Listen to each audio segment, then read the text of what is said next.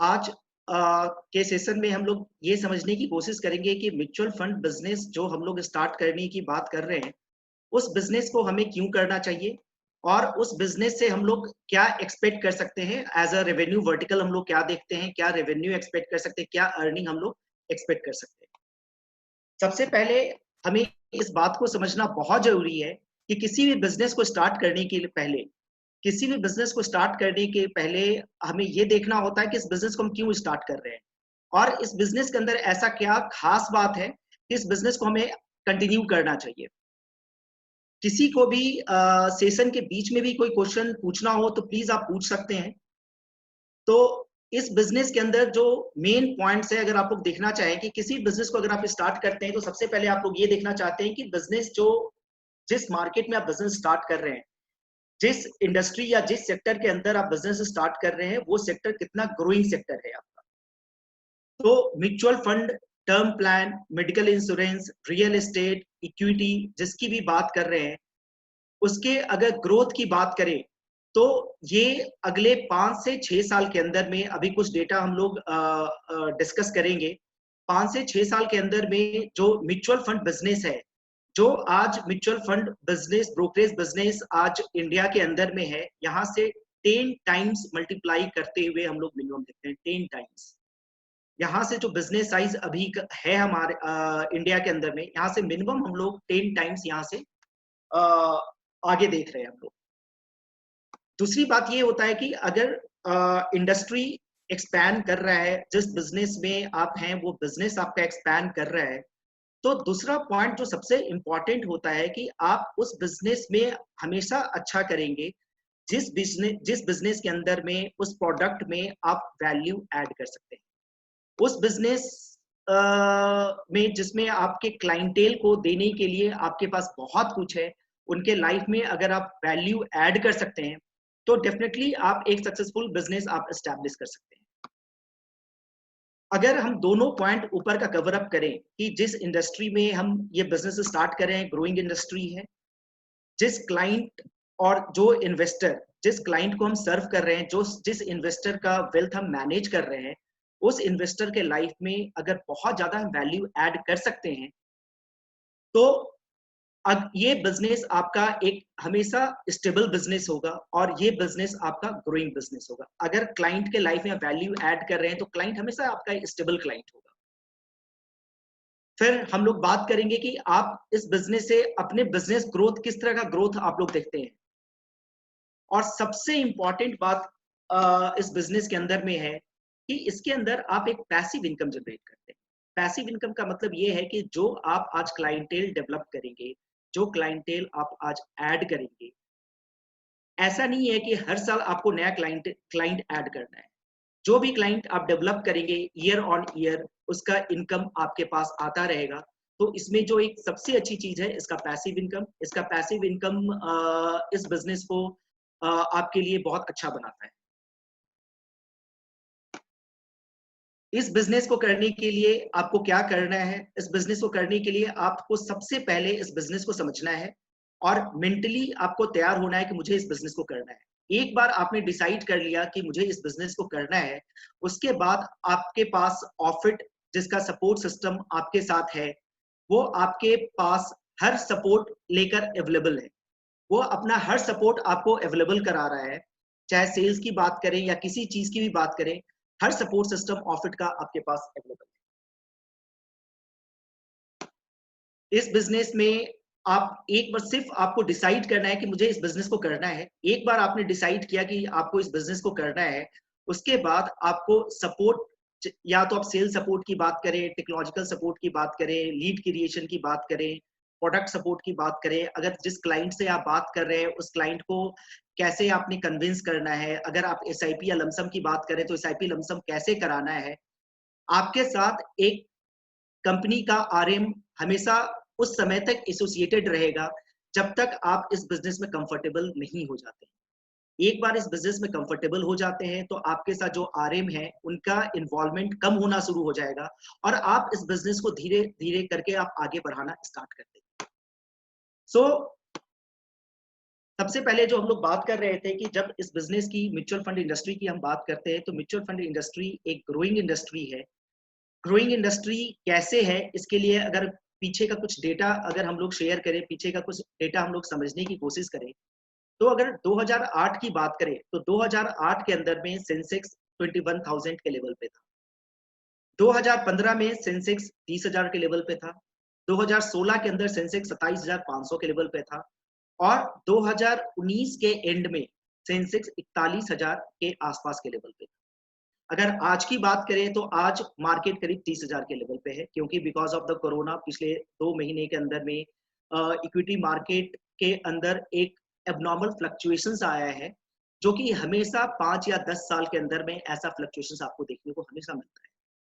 या आप 2008 की बात करें, 2002 की बात करें, हमेशा 5 या 10 साल के अंदर में कुछ न कुछ इकोनॉमी में या किसी कंट्री के अंदर ग्लोबल सिनेरियो चेंज होता रहता है और ये फ्लक्चुएशंस आते हैं।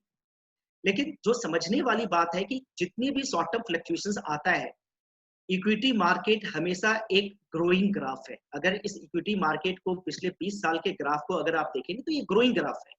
आज ये 30,000 से है तो कल फिर 40,000 होगा, फिर 50,000 होगा, फिर 40,000 आएगा। लेकिन over a period of time, जो पिछले 30 साल का अगर आप एवरेज आउट निकालें, तो पिछले 30 साल का एवरेज 16% से ये मार्केट ग्रो करता रहा है। शॉर्ट टर्म फ्लक्चुएशंस हमेशा आपको कहीं ना कहीं नजर आता रहेगा। दूसरा, अगर कंपनी अपने देश की जीडीपी की बात करें, तो हमारे देश की जीडीपी 2008 में 50 लाख करोड़ रुपीस थी। जो जीडीपी म्यूचुअल फंड और मार्केट कैप दिया हुआ है, यहाँ पे लाख करोड़ रुपीस में दिया हुआ है। 1 लाख करोड़ इज 1 ट्रिलियन, तो 50 ट्रिलियन की इकोनॉमी हमारी थी। 2015 में ये 130 था, 2016 में 140 था, 2019 के अंत में 190 लाख करोड़ का जीडीपी हमारा था। अगर म्यूचुअल फंड की बात करें कि म्यूचुअल फंड का मार्केट कैप कितना है, मार्केट कैप का मतलब ये होता है कि एज अ इन्वेस्टर, चाहे हम एज अ रिटेल इन्वेस्टर हैं या हम इंस्टीट्यूशनल इन्वेस्टर हैं या एज अ इन्वेस्टर जो इंडियन इक्विटी मार्केट के अंदर में जो इन्वेस्टमेंट था, 2008 में ये 8 लाख करोड़ का इन्वेस्टमेंट, 2015 में ये 12 लाख करोड़ का इन्वेस्टमेंट था, 2016 में ये 16 लाख करोड़ का इन्वेस्टमेंट था और 2019 में 27 लाख करोड़ का इन्वेस्टमेंट। तो आप देखेंगे कि 2008 और 2019 के अंदर मोरलेस आप देखते हैं कि 11 साल का अंतर है और 11 साल के अंतर में जो मार्केट का साइज है वो 3 टाइम्स हो चुका है। मार्केट का साइज पिछले 11 साल में 3 टाइम्स हुआ है और अगले 7 या 8 साल में ये 10 टाइम्स तक जाएगा। 10 टाइम्स ये क्यों जाएगा? 10 टाइम्स इसलिए जाएगा, जो इक्विटी मार्केट का जो पेनिट्रेशन है हमारा इंडियन सिनेरियो के अंदर में, वो जीडीपी का अराउंड 11% के आसपास है। लेकिन जितने भी डेवलप्ड कंट्रीज हैं और इंडिया एक डेवलपिंग कंट्री है, डेवलप्ड कंट्री में जनरली ये एवरेज 60-70% के आसपास में होता है और यूएस जैसे कंट्री में ये जीडीपी का अराउंड 100% के आसपास होता है। तो अगर 60-70% के आसपास भी आप इस प्रोपोर्शन को आप लेके चले, जो म्यूचुअल फंड का मार्केट कैप होगा over the percentage of GDP, और जिस तरह से जीडीपी का ग्रोथ हम लोग एक्सपेक्ट कर रहे हैं, तो ये मार्केट अगले 6 से 7 साल के अंदर में 10 टाइम्स आप यहाँ से देख सकते हैं। जो आज mutual fund industry 27 lakh crore के ऊपर ब्रोकरेज डिस्ट्रीब्यूट करता है, जो 2008 के अंदर मात्र 8 लाख करोड़ पे ब्रोकरेज डिस्ट्रीब्यूट करता था। इसका मतलब क्या है? इसका मतलब है ब्रोकरेज का जो साइज है,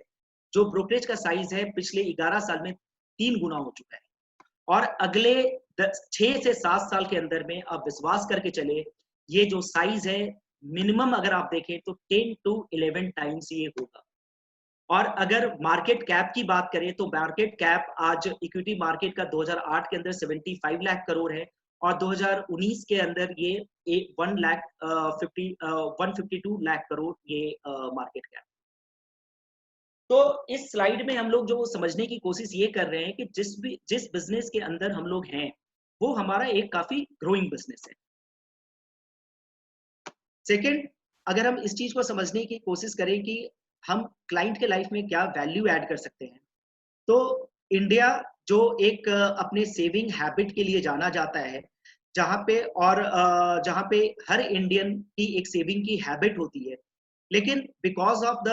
लैक ऑफ एजुकेशन इन्वेस्टमेंट को लेकर जो एक एजुकेशन का अभाव है हमारे देश के अंदर में, उसके कारण से मैक्सिमम जो इन्वेस्टमेंट है वो सेविंग अकाउंट या फिक्स डिपॉजिट अकाउंट के अंदर है। और अगर सेविंग अकाउंट या फिक्स डिपॉजिट अकाउंट के अंदर इन्वेस्टमेंट अगर हम देखें तो वहां रिटर्न हमें कितना मिलता है, वहां पे रिटर्न हमें 6% या 9% का रिटर्न मिलता है। उसके अगेंस्ट अगर म्यूचुअल फंड का पिछले 20 साल का एवरेज जो इक्विटी म्यूचुअल फंड का है उससे पिछले 20 साल का अगर एवरेज निकाले तो वहां पे रिटर्न हमें 18 से 20% का रिटर्न आता है। सो हमें करना क्या है, हमें अगर क्लाइंट के जो पैसे हैं, क्लाइंट का जो इन्वेस्टमेंट है, जो उनका पैसा आज सेविंग अकाउंट या फिक्स डिपॉजिट अकाउंट के अंदर रखा हुआ है, हमें क्लाइंट को एजुकेट कर कर उनके पैसे को हमें म्यूचुअल फंड के अंदर लेकर आना है। और अगर उनके पैसे को म्यूचुअल फंड के अंदर लेकर आते हैं तो आप देख देख सकते हैं कि अगले 20 साल के अंदर में 20 साल के अंदर में अगर पैसा उन्होंने अगर फिक्स डिपॉजिट के अंदर रखा हुआ है तो उनका पैसा ऑलमोस्ट 3 टाइम्स हो जाता है। जितना ही पैसा वो इन्वेस्ट करेंगे वो 3x में कन्वर्ट हो जाएगा। लेकिन अगर वही पैसा अगर वो म्यूचुअल फंड के अंदर वो रखते हैं तो 20 साल के अंदर में उनका पैसा 27x हो जाएगा। सो जो एक गैप है बिटवीन 3x टू 27x, ये बहुत बड़ा गैप है। तो यही गैप हमें अपने क्लाइंट को के लाइफ में ऐड करना है और यही वैल्यू हम अपने क्लाइंट के लाइफ में ऐड कर सकते हैं। तो मार्केट हमारा एक ग्रोइंग मार्केट है। इस म्यूचुअल फंड इंडस्ट्री के अंदर में हमें क्लाइंट के इन्वेस्टमेंट जो उनका जो एक इन्वेस्टमेंट के अंदर में जो हम एक तरह से उनको जो एजुकेट कर सकते हैं और उनके वेल्थ क्रिएशन में जिस तरह से हमें उनको हेल्प कर सकते हैं, तो दोनों जगह पे इस बिजनेस के अंदर में हमें बहुत कुछ करने के लिए अवेलेबल है। अगर वही चीज अगर हम 35 साल के अंदर में देखें तो 35 साल के अंदर में जहां वो पैसे को अगर कोई शुरू से इन्वेस्ट कर रहा है और वो पैसे को सिर्फ वो सेविंग अकाउंट और फिक्स डिपॉजिट अकाउंट या गोल्ड के अंदर रखता है, तो जहां उसका पैसा 7 to 8 टाइम्स ग्रो होता है, उसके जगह पे हम देखेंगे कि उनका पैसा 328 टाइम्स ग्रो होता है। 328 टाइम्स का मतलब होता है कि अगर वो पैसा अगर वो रखते फिक्स डिपॉजिट में और वो पैसा अगर म्यूचुअल फंड के अंदर इन्वेस्ट करते तो 42 टाइम्स का फर्क आ जाएगा। अगर हम 6% से 18% की बात करें तो 42 टाइम्स का फर्क आ जाएगा। 42 टाइम्स का फर्क आएगा। मैं ये नहीं कह रहा कि आप उनका इन्वेस्टमेंट 18% पे ग्रो करा पाएंगे या उनका इन्वेस्टमेंट 16% पे ग्रो करा पाएंगे या उसका इन्वेस्टमेंट 14% पे ग्रो करा पाएंगे, क्योंकि बहुत कुछ जो म्यूचुअल फंड इंडस्ट्री है, जो हमारी इकोनॉमी है, उसके ग्रोथ पे डिपेंड करता है। लेकिन एक चीज श्योर है कि उनका जो पैसा जो आज एक ग्रोइंग ट्रांजैक्टरी पे रखा हुआ है, जहां पे पैसा उन अगले 30 साल के अंदर में 6 टाइम ग्रो होगा, वहां पे आप उसके ग्रोथ को कहीं ना कहीं आप 15 टाइम, 20 टाइम, 25 टाइम्स के अंदर लेकर जा सकते हैं।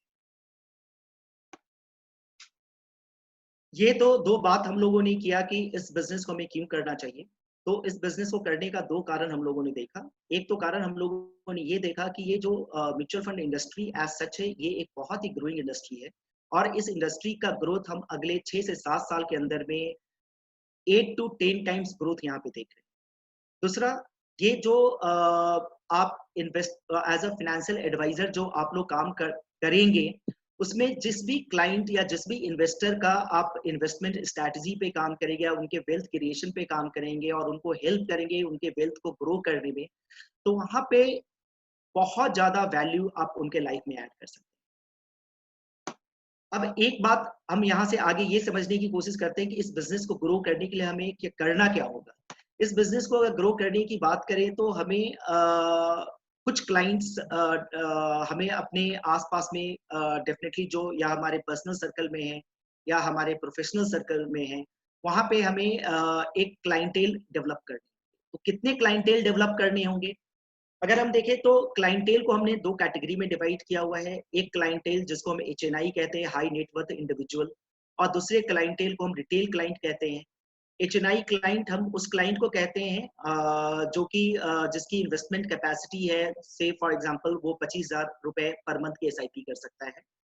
और 10 लाख रुपए के आसपास का लमसम वन टाइम इन्वेस्टमेंट कर सकता है। लमसम इन्वेस्टमेंट का मतलब होता है वन टाइम इन्वेस्टमेंट करना म्यूचुअल फंड के अंदर। तो उस क्लाइंट को हम एचएनआई कैटेगरी के अंदर बोलते हैं। रिटेल क्लाइंट, हम उस क्लाइंट को कह रहे हैं कि जो इन्वेस्टमेंट 5,000 के अराउंड इन्वेस्ट कर सकता है और जो लमसम इन्वेस्टमेंट 2 लाख रुपए के आसपास इन्वेस्ट कर सकता है। हमें कोशिश ये करना है कि अराउंड 15 के आसपास एचएनआई क्लाइंट हम लोग डेवलप कर पाए और 50 के आसपास हम लोग रिटेल क्लाइंट डेवलप। ये कोई फिक्स नहीं है, ये जस्ट एक एग्जांपल लिया हुआ है, जिस एग्जांपल पे हम लोग देखेंगे कि अगर इतने क्लाइंट हम लोग डेवलप कर लेते हैं तो क्या रेवेन्यू हम एक्सपेक्ट कर सकते हैं इन क्लाइंट से, हम लोग ये समझने की कोशिश करेंगे। तो ये भी हो सकता है कि आप में से कुछ लोग ऐसे हों जो जिनके पास एचएनआई क्लाइंट ज्यादा हो, आप लोगों में से कुछ लोग ऐसे हों जिनके पास रिटेल क्लाइंट ज्यादा हो। तो एक बार जब आपके पास आप सबकी ट्रेनिंग जब खत्म हो जाएगी तो इंडिविजुअली आपके साथ आपका बिजनेस प्लान बनाया जाएगा कि आपका मार्केट किस तरीके का है, आप किस तरह के लोगों से ज्यादा एक्सपोज्ड हैं, आप रिटेल क्लाइंट पे ज्यादा काम कर सकते हैं, आप एचएनआई क्लाइंट पे ज्यादा काम कर सकते हैं और अकॉर्डिंगली आपका बिजनेस प्लान आपके अकॉर्डिंगली बनाया जाए। ये जस्ट एक एग्जांपल लिया है हम लोगों ने, जहाँ पे हम लोग ये एज्यूम करके चल रहे हैं कि अगर आपने 15 HNI client, 15 HNI client only और 50 रिटेल क्लाइंट अगर आप डेवलप करते हैं तो क्या बिजनेस हम लोग एक्सपेक्ट कर सकते हैं। और एक चीज और समझने की जरूरत है कि जिस तरह से ऑफिट का वर्किंग स्टाइल है, तो हमारे पास रेफरेंस क्रिएशंस की हिस्ट्री बहुत ही अच्छी है। अगर हम लोग एवरेज भी देखें तो एक क्लाइंट से ऑन एन एवरेज 2 या 3 क्लाइंट 2 साल के अंदर हम लोग डेवलप कर लेते हैं। तो ये जो 15 क्लाइंट या 50 क्लाइंट की बात कर रहे हैं, तो अगर आपने 5-6 क्लाइंट भी एचएनआई क्लाइंट डेवलप कर लिए और आपने अगर 20 से 25 भी अगर रिटेल क्लाइंट डेवलप कर लिया, तो ऑटोमेटेड वे में through the reference creation 15 HNI client और 50 रिटेल क्लाइंट आपको इजिली हो जाते हैं। और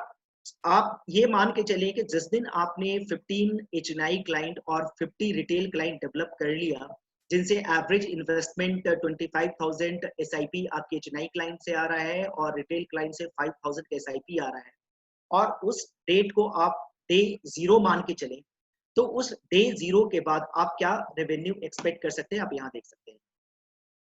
उस डे जीरो के बाद अगर आप देखें तो ईयर 1 के अंदर में हम लोगों ने यहाँ पे क्या किया है कि एचएनआई क्लाइंट का रेवेन्यू हमने अलग रखा हुआ है और रिटेल क्लाइंट का रेवेन्यू हम लोगों ने अलग रखा हुआ है। वो इस कारण से रखा हुआ है कि आपको समझ में आना चाहिए कि रिटेल रिटेल क्लाइंट जो 50 रिटेल क्लाइंट आपने डेवलप किया है उससे क्या रेवेन्यू आप लोग देख रहे हैं, और 15 एचएनआई क्लाइंट जो आपने डेवलप किया है उससे क्या रेवेन्यू आप लोग एक्सपेक्ट करते हैं। तो अगर एचएनआई क्लाइंट की बात अगर हम देखें तो ईयर 1 में अराउंड 68,000 के आसपास का रेवेन्यू देख रहे हैं आप। ईयर 5 के अंदर में वो रेवेन्यू ग्रो होकर 4,81,000 के आसपास पहुंच जाता है। ईयर 10 के अंदर में ये 16 लाख के आसपास पहुंचता है और ईयर 15 में ये 43 लाख पर एनम की रेवेन्यू तक आप पहुंच जाते हैं। उसी तरह से अगर रिटेल क्लाइंट की बात करें तो ईयर 1 में ये 45,000 के आसपास होता है, ईयर 5 में ये 3 लाख रुपीस के आसपास होता है, ईयर 10 में ये 11 लाख रुपीस के आसपास होता है और ईयर 15 में ये 29 लाख रुपीस के आसपास होता है। और दोनों को अगर आप क्लब करते हैं तो ईयर 1 में 1,13,000, ईयर 5 में अराउंड 8 लाख रुपीस, ईयर 10 में अराउंड 26 लाख रुपीस और ईयर 15 में अराउंड 72 लाख। ऐसा बिल्कुल नहीं होगा कि जो हम क्लाइंटेल की बात कर रहे हैं हर रिटेल क्लाइंट आपको 5,000 का एसआईपी देगा, कुछ रिटेल क्लाइंट का आपको 1,000 का एसआईपी आएगा, कुछ रिटेल क्लाइंट का आपका 3,000 पर मंथ के एसआईपी चल रहे होंगे, किसी रिटेल क्लाइंट के आपको 7,000 के एसआईपी चल रहे होंगे। जो हमारा जितनी भी इन्वेस्टमेंट हमारे कंपनी के अंदर म्यूचुअल फंड के अंदर है, उसका अगर हम लोग अपना एवरेज निकालें कि पर क्लाइंट एवरेज एसआईपी क्या चल रहा है, तो पर क्लाइंट एवरेज एसआईपी अराउंड 4800 के आसपास का एसआईपी साइज है। तो इससे आप इजिली देख सकते हैं कि 5,000 के एक एवरेज एसआईपी आप इजिली अचीव कर सकते हैं। और जो एचएनआई क्लाइंट की बात हम लोग करें 25,000, ऐसे भी क्लाइंट हैं जिनके सिंगल एसआईपी हमारे पास 2 लाख 3 लाख रुपए की भी एसआईपी चल रहे हैं। तो 25,000 के एसआईपी पर मंथ एक हाई नेटवर्थ फैमिली से कोई बहुत बड़ा अमाउंट नहीं होता है। उसी तरह से रिटेल क्लाइंट में 5,000 पर मंथ की एसआईपी कोई बहुत बड़ी अमाउंट, 5,000 एक नॉमिनल एसआईपी अमाउंट होता है। और अगर आपने ये 15 क्लाइंट और 50 क्लाइंट आपने डेवलप कर लिया, तो इस क्लाइंट को डेवलप करने के बाद आप लोग देख सकते हैं कि ये रेवेन्यू ईयर ऑन ईयर काफी एक्सपोनेंशियली ग्रो करता है। और यहाँ पे जो बिजनेस ग्रोथ आ रहा है, जो सबसे इंपॉर्टेंट नोट करने का पॉइंट, आप लोग प्लीज इस चीज को समझने की कोशिश करें कि यहाँ पे जो आप लोग परसेंटेज बिजनेस ग्रोथ देख रहे हैं, शुरू में जैसे ये 148 140% है, बाद में जाके ये 120% के आसपास है, तो 15 साल तक आपका बिजनेस 120% से ऑटोमेटिकली ये ईयर ऑन ईयर ग्रो कर रहा है। और अगर इसका एवरेज आउट निकाले तो अराउंड 125 126% से ईयर ऑन ईयर ग्रोथ हो रहा है। इस बिजनेस को ग्रोथ करने के लिए एक बार जब आप क्लाइंट डेवलप कर लेते हैं, तो उसके बाद ऑफिट का सारा सिस्टम, जहाँ पे क्लाइंट सर्विसिंग है, जहाँ पे रेगुलर क्लाइंट एजुकेशन है और सारे सपोर्ट सिस्टम है, वो सपोर्ट सिस्टम आपके क्लाइंट के चारों तरफ काम कर रहे होते हैं और आपका बिजनेस ऑटोमेटेड वे में ईयर ऑन ईयर ग्रो कर रहा होता है। और वही कारण है कि एक बार आपने 15 क्लाइंट और 50 क्लाइंट डेवलप कर लिए, तो उसके बाद आपका बिजनेस बिजनेस जो है ऑटोमेटेड वे में 125-126% के आसपास। फिर अगर आप ये समझने की कोशिश करें कि 125-126% का जो business year on year growth की बात करें, ये ग्रोथ आ कहां से रहा है? ये ग्रोथ एक्चुअली दो जगह से आ रहा है। एक ग्रोथ आ रहा है कि जहां पे म्यूचुअल फंड इंडस्ट्री खुद में अराउंड 16% के आसपास से ईयर ऑन ईयर ग्रो करता है over a period of time. जब 16% से mutual fund equity mutual fund industry का इन्वेस्टमेंट का ग्रोथ है, 16% से जो भी इन्वेस्टमेंट आप लोगों ने कराया है और वो इन्वेस्टमेंट 16% से ग्रो कर रहा है, और आपको जो ब्रोकरेज मिलता है वो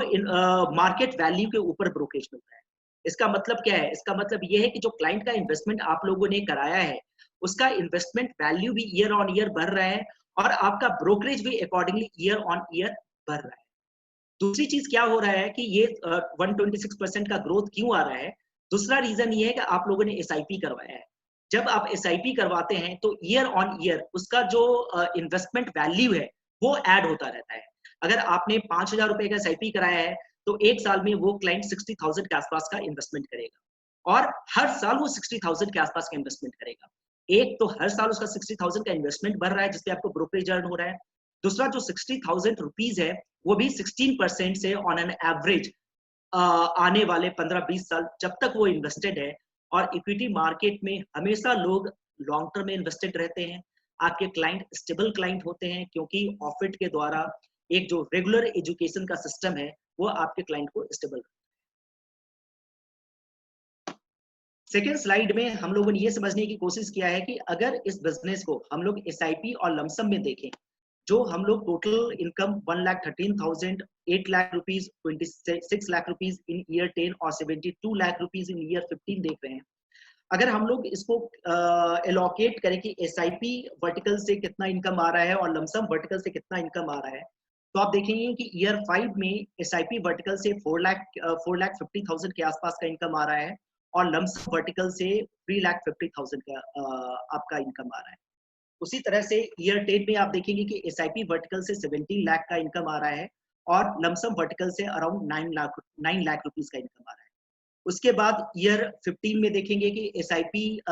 से 50 लाख रुपीस का इनकम आपको अर्न हो रहा है और लमसम से 22 लाख रुपीस का इनकम अर्न हो रहा है। तो जैसे अभी हम लोग डिस्कस कर रहे थे कि जो 26% का ग्रोथ है उसका दो फैक्टर है उस ग्रोथ का। एक तो फैक्टर है कि 60% से म्यूचुअल फंड का इन्वेस्टमेंट ग्रो कर रहा है, इक्विटी म्यूचुअल फंड का इन्वेस्टमेंट ग्रो कर रहा है और उसके साथ में एसआईपी जो क्लाइंट आपका कराया हुआ है, जिस क्लाइंट का आपने एसआईपी कराया हुआ है, हर साल उसकी फ्रेश इन्वेस्टमेंट आ रही है। तो उसी कारण से आप देखेंगे कि एसआईपी का जो रेवेन्यू है with the passage of time, वो रेवेन्यू ज्यादा एक्सपोनेंशियली ग्रो कर रहा है in comparison with the lump sum.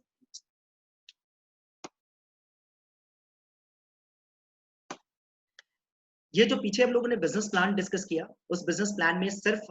हम लोगों ने जो रेवेन्यू लिया है सिर्फ म्यूचुअल फंड का रेवेन्यू लिया है, लेकिन विद टाइम आप हम लोग का ऑफिट जो सर्विसेज अपने इन्वेस्टर को प्रोवाइड कर रहा है, वो डायरेक्ट इक्विटी के अंदर भी सर्विसेज हम लोग प्रोवाइड कर रहे हैं, टर्म प्लान के अंदर भी सर्विसेज प्रोवाइड कर रहे हैं, मेडिकल इंश्योरेंस के अंदर भी सर्विसेज प्रोवाइड कर रहे हैं और रियल एस्टेट के अंदर भी सर्विसेज प्रोवाइड कर रहे हैं। सो जैसे जैसे आप कंपनी के साथ अपने बिजनेस को आगे बढ़ाते रहेंगे, हर प्रोडक्ट के बारे में आपको बेटर और बेटर क्लैरिटी आता रहेगा। और इस इंटायर सेशन में जो अभी सेशन 5 या 6 क्लासेस का सेशन हमारा चल रहा है, जो 15 को क्लोज हो जाएगा हमारा, उस सेशन के अंदर भी हम लोग जो डिस्कशन कर रहे हैं आपके साथ, वो सिर्फ म्यूचुअल फंड, टर्म प्लान और मेडिकल इंश्योरेंस। अभी हम लोग आपके साथ डायरेक्ट इक्विटी नहीं डिस्कस कर रहे हैं, अभी हम आपके साथ रियल एस्टेट डिस्कस नहीं कर रहे हैं, क्योंकि अभी आप business mutual fund, term plan और मेडिकल इंश्योरेंस से स्टार्ट करिए। जब आप बिजनेस आप आगे चलेंगे तो धीरे धीरे करके आपको बाकी प्रोडक्ट के बारे में भी समझ में आना स्टार्ट हो जाएगा। अभी कुछ प्रोडक्ट हम लोग और लेके आ रहे हैं, जैसे लोन का प्रोडक्ट हम लोग लेके आ रहे हैं, जो 3-4 महीने के अंदर लोन का ये प्रोडक्ट हमारे पास आ जाएगा, तो उसके बारे में भी आपको फर्दर अपडेट करेंगे। तो जब आप डायरेक्ट इक्विटी में काम करेंगे, जब आप टर्म प्लान के अंदर काम करेंगे, जब आप मेडिकल इंश्योरेंस के अंदर काम करते हैं, जब आप रियल एस्टेट के अंदर काम करते हैं, तो इसका भी रेवेन्यू आपको एड ऑन मिलता है। और अभी जो बिजनेस प्लान और रेवेन्यू की जो हम लोग बात कर रहे थे, जहाँ पे ईयर 1 में अराउंड 1 लाख रुपीज का इनकम देख रहे हैं, ईयर 5 में अराउंड 8 लाख पर एनम की इनकम देख रहे हैं, ईयर 10 में अराउंड 26 लाख पर एनम की इनकम देख रहे हैं, और ईयर 15 में अराउंड 72 लाख पर एनम का इनकम देख रहे हैं। ये सिर्फ म्यूचुअल फंड वर्टिकल का इनकम है। एक मॉडल हम लोगों ने और बनाया हुआ है कि जैसे आज एज अ बिजनेस पार्टनर आप ज्वाइन करना चाह रहे हैं, उसी तरह से आप और लोगों को एज अ बिजनेस पार्टनर हमें रेफर कर सकते हैं। और अगर उस तरह से अगर हमें आप फर्दर बिजनेस पार्टनर रेफर करते हैं, तो वो रेफरल बोनस भी आपको मिलता है, जो उसके इनकम का, जो भी बिजनेस पार्टनर को हमारे साथ आप ज्वाइन करवा रहे हैं, और वो जितना बिजनेस करता है उसके इनकम का 15% आपको हम रेफरल बोनस देते हैं। और अगर आप मान के चलें कि जहाँ पे हम लोग बात कर रहे थे कि अगर एक business partner around 15 HNI client और 50 रिटेल क्लाइंट डेवलप कर लेता है, और हम ये एजम्पशन मान के चलें कि जिसको भी आप रेफर कर रहे हैं उसी लेवल का क्लाइंटेल वो डेवलप कर रहा है, तो वहां से अगर आप 3 रेफरल, यहाँ 3 एग्जाम्पल लिए है, अगर आपने 3 रेफरल हम लोगों को दिए, या 5 रेफरल दिए हैं, या 10 रेफरल हम लोगों को आपने दिया है, तो ईयर 1 में आप 51,000, 85,000, 1,70,000 के आसपास का इनकम आप देख सकते हैं। ईयर 5 में आप 3,60,000, 6 लाख एंड 12 लाख का आप रेफरल बोनस आप का इनकम आप देख सकते हैं। उसी तरह से ईयर 10 में देखें तो 12 लाख का रेफरल बोनस, अगर आप 3 बिजनेस पार्टनर आप रेफर करते हैं, 20 लाख का रेफरल पर एनम बोनस देख सकते हैं अगर 5 बिजनेस पार्टनर आपने रेफर किया है, और 40 लाख पर एनम का रेफरल बोनस आप देख सकते हैं अगर आपने 10 बिजनेस पार्टनर हमें आपने रेफर किया हुआ है। हमें एक बात और समझने की जरूरत है कि एक पर्टिकुलर क्लाइंट, अगर एक क्लाइंट से आप क्या income over a period of time देख रहे हैं, अगर एक क्लाइंट, अगर आप एक क्लाइंट का अगर बिजनेस लेकर आते हैं, तो एक सिंगल क्लाइंट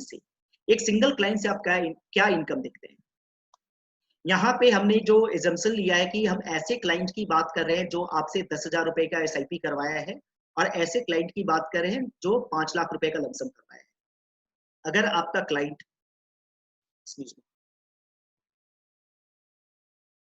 अगर आपका क्लाइंट 10,000 रुपए का एसआईपी कराया हुआ है, या अगर आपके क्लाइंट ने 5 लाख रुपए का लमसम करवाया हुआ है,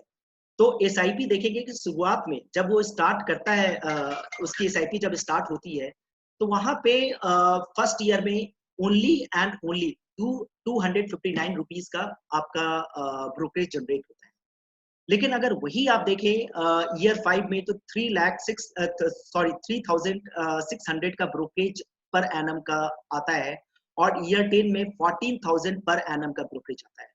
उसी तरह से लमसम में देखें तो ईयर 1 में ये 810 रुपीज का टोटल ब्रोकरेज आता है, और ईयर 5 में 3,300 का ब्रोकरेज आता है।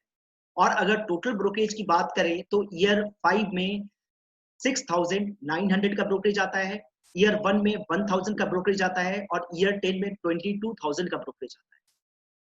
अगर एक बार अगर हम कंपेयर करना चाहें, अगर जो इंश्योरेंस बिजनेस है और म्यूचुअल फंड बिजनेस है, तो हर बिजनेस का ब्रोकरेज पैटर्न बिल्कुल अलग है। आप इंश्योरेंस का बिजनेस जो ब्रोकरेज पैटर्न है उसको म्यूचुअल फंड के ब्रोकरेज पैटर्न से आप नहीं कंपेयर कर सकते। कुछ इंश्योरेंस बिजनेस ऐसे बिजनेसेस होते हैं जहां पे फर्स्ट ईयर प्रीमियम का आपके पास बहुत डीप ब्रोकरेज आता है जो कहीं ना कहीं 20%, 25%, 30%, 40% फर्स्ट ईयर प्रीमियम का आता है। लेकिन म्यूचुअल फंड के अंदर में जो ब्रोकरेज आता है year on year same brokerage आपके पास आ रहा होता है, सेम ब्रोकरेज नहीं आ रहा होता है, आपका ब्रोकरेज इनफैक्ट इंप्रूव हो रहा होता है। जो इन्वेस्टर ने आपके साथ इन्वेस्टमेंट किया है उसकी इन्वेस्टमेंट वैल्यू 16% के अराउंड पर एनम इंप्रूव होता है, तो उस अकॉर्डिंगली आपकी ब्रोकरेज अराउंड 16% पर एनम से इंप्रूव होती है। सेकेंड, अगर क्लाइंट ने इन्वेस्टर ने आपके साथ एसआईपी बिजनेस कराया हुआ है तो उसका fresh SIP every month add होता है और वो एक्यूमुलेट होकर fresh SIP every year add हो रहा होता है, और जितने भी फ्रेश इन्वेस्टमेंट है उसके ऊपर भी आपको सेम ब्रोकरेज आ रहा होता है। तो अगर आप देखेंगे कि अगर इनका टोटल ब्रोकरेज क्यूमुलेटिव फिगर अगर आप निकालें तो ईयर 5 में उसी पर्टिकुलर क्लाइंट से ईयर 5 तक 19,000 का ब्रोकरेज अर्न कर चुके होते हैं, ईयर 10 तक अराउंड आप 95,000 का ब्रोकरेज अर्न कर चुके होते हैं।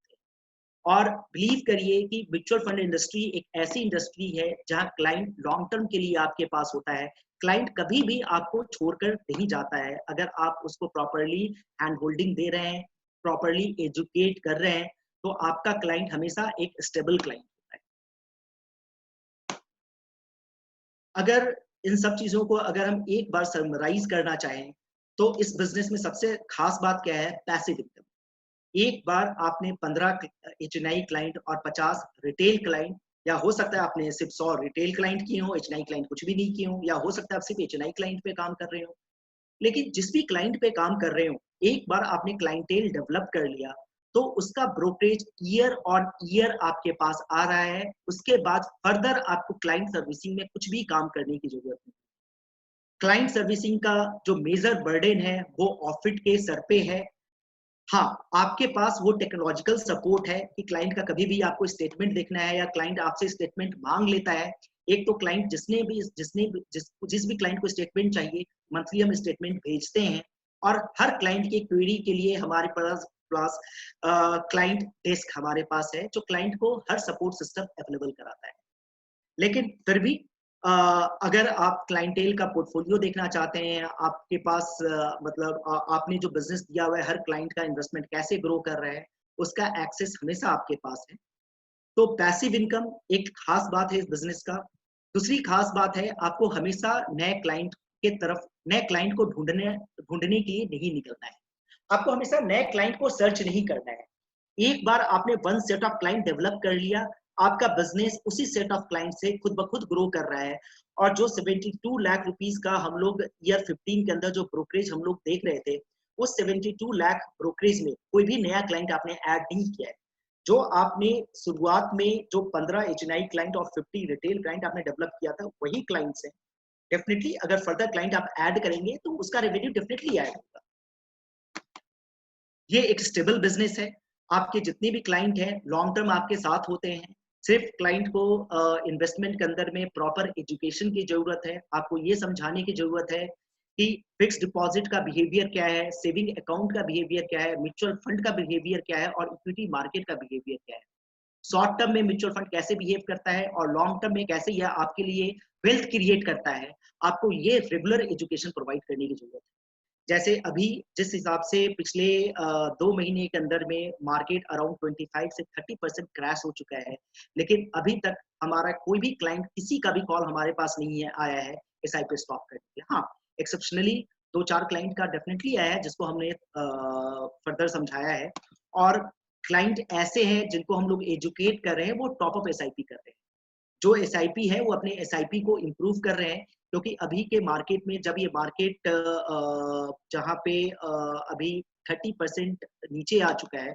सो डेफिनेटली म्यूचुअल फंड के अंदर में जितनी म्यूचुअल फंड का परचेज एक सर्टेन अमाउंट में करते हैं, उसकी परचेजिंग अभी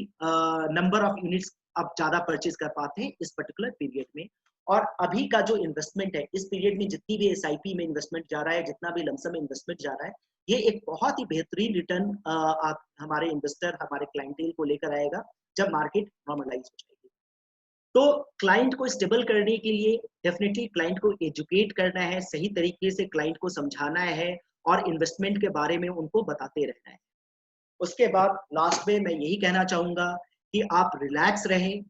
आप बिजनेस को लेकर आगे बढ़ें, पॉजिटिव रहें, बाकी ऑफिट सारे सपोर्ट सिस्टम को लेकर आपके साथ अवेलेबल। अगर हम म्यूचुअल फंड इन्वेस्टमेंट की बात करें कि म्यूचुअल फंड इन्वेस्टमेंट में दो खास बात क्या है, तो एक खास बात है पावर ऑफ कंपाउंडिंग, जिसका वैल्यू क्रिएशन अभी हम लोगों ने इस स्लाइड की बात करें तो वैल्यू क्रिएशन अभी हम लोगों ने देखा है कि because of power of compounding, अगर 20 साल के अंदर में बात करें तो 20 साल के अंदर में अगर किसी ने 1 रुपए इन्वेस्ट किया है तो वो अगर फिक्स डिपॉजिट में उसने रखा हुआ है तो उसके पास 3 रुपए के आसपास होता है, 3 रुपए 20 पैसे के आसपास होता है। लेकिन अगर उसी ने अगर म्यूचुअल फंड के अंदर में 16% का भी रिटर्न वो निकाल पा रहा है तो 3 रुपए की जगह पे उसके पास 19 रुपए 19 रुपीज के आसपास होता है। तो 3 रुपए से 19 रुपए के बीच में बहुत बड़ा गैप है और यही जो वैल्यू एडिशन है अपने क्लाइंटेल के लाइफ में ऐड कर सकते हैं और यही पावर ऑफ कंपाउंडिंग है। तो अगर म्यूचुअल फंड के बिजनेस की बात करें तो बेसिकली हमें यही पावर ऑफ कंपाउंडिंग को समझना है। Mutual fund as a investment instrument है, उसके बिहेवियर को समझना है कि शॉर्ट टर्म में वो म्यूचुअल फंड इन्वेस्टमेंट इंस्ट्रूमेंट कैसे बिहेव करता है और लॉन्ग टर्म में ये कैसे वेल्थ क्रिएट करता है। क्योंकि मैक्सिमम ऑफ द क्लाइंट जो है शॉर्ट टर्म फ्लक्चुएशंस को डाइजेस्ट नहीं कर पाते हैं, उस चीज को समझ नहीं पाते हैं, इसलिए एक मिथ है मार्केट के अंदर में कि म्यूचुअल फंड इन्वेस्टमेंट एक रिस्की इन्वेस्टमेंट। जबकि बिलीव करिए जैसे जैसे आप इस प्रोडक्ट को समझते जाएंगे आपको फिक्स्ड डिपॉजिट ज्यादा रिस्की नजर आना शुरू हो जाएगा in comparison with the mutual fund. Fixed deposit क्यों रिस्की नजर आना शुरू हो जाए, उसका रीजन ये है कि अगर आप इन्फ्लेशन और फिक्स्ड डिपॉजिट का अफेक्टिव रिटर्न की बात करें तो अफेक्टिवली आपका जो वेल्थ कुछ भी क्रिएट वहां पे नहीं हो रहा होता है, जो आपका पैसा है उसका परचेजिंग पावर उसका बिल्कुल भी इंप्रूव नहीं हो रहा होता है और वेल्थ क्रिएशन आपको कहीं ना कहीं प्रॉपर इन्वेस्टमेंट इंस्ट्रूमेंट में ही लगाना पड़ेगा, जो म्यूचुअल फंड एक ऑप्शन आपके पास बहुत अच्छा है। दूसरी पॉइंट जो डेफिनेटली हम लोग डिस्कस कर चुके हैं कि लॉन्ग टर्म के अंदर में म्यूचुअल फंड के अंदर में कोई भी रिस्क नहीं है और आप जितनी भी as a business partner as a financial advisor आप हम लोगों के साथ ज्वाइन होना चाह रहे हैं, ये हम लोगों की तरफ से प्रॉमिस है कि जब तक आप ये 2 पॉइंट पे कंफर्टेबल नहीं हो जाते हैं कि पावर ऑफ कंपाउंडिंग जो है आपके क्लाइंटेल के लाइफ में आपके इन्वेस्टर के लाइफ में कैसे वैल्यू ऐड करता है और म्यूचुअल फंड का लॉन्ग टर्म में कभी कोई रिस्क नहीं है, तब तक मैं आप लोगों से रिक्वेस्ट करूंगा कि डेफिनेटली इस बिजनेस को तब तक आप स्टार्ट नहीं करें जब तक आप इस 2 पॉइंट पे आप बिल्कुल कंफर्टेबल नहीं हो जाते हैं। इस 2 पॉइंट पे कंफर्टेबल होने के लिए अगर मुझे आपके साथ 1 to 1 2 घंटे भी बात करना हो या ऑफिस में से कोई भी आपके साथ कितना भी टाइम लगाने की जरूरत हो वो लगाने को तैयार है, बशर्ते आप इस बिजनेस को आगे करना चाहें। आज में बेसिकली जो मुझे आपको समझाना था मोरलेस मैंने अपनी सारी बातें कर ली हैं, जहाँ पे हम लोग आज ये बात कर रहे थे कि mutual fund as a investment instrument, mutual fund से आप लोग क्या एक्सपेक्ट कर सकते हैं, म्यूचुअल फंड इंस्ट्रूमेंट क्या होता है। आप अगर इस चीज को समझ लें कि म्यूचुअल फंड आपके क्लाइंट के लाइफ में किस तरह से वेल्थ क्रिएट कर सकता है। हम लोग जब ऑफिस के अंदर बात करते हैं तो हम लोग डेफिनेटली ये बात करते हैं कि म्यूचुअल फंड में इन्वेस्टमेंट करवाना एक सोशल वेलफेयर का काम, सोशल वेलफेयर का काम इस तरीके से है कि आप एक मिडिल क्लास फैमिली की बात सोचिए, जो मिडिल क्लास फैमिली जो उसका जो अर्निंग मेंबर है वो अर्निंग 25 से 30 साल या 35 साल की उम्र में वो अर्निंग स्टार्ट करता है। अगर 25 से 30 साल की उम्र में वो अर्निंग स्टार्ट करता है और जब वो रिटायर होता है 65 साल या 60 साल की उम्र में जब वो रिटायर होता है तो रिटायरमेंट के समय में उसके पास जो सेविंग है, उसके पास सेविंग का जो वेल्थ होगा वो वेल्थ कहीं ना कहीं 15 to 20 टाइम उस वेल्थ को आप इंप्रूव कर सकते हैं एक प्रॉपर म्यूचुअल फंड।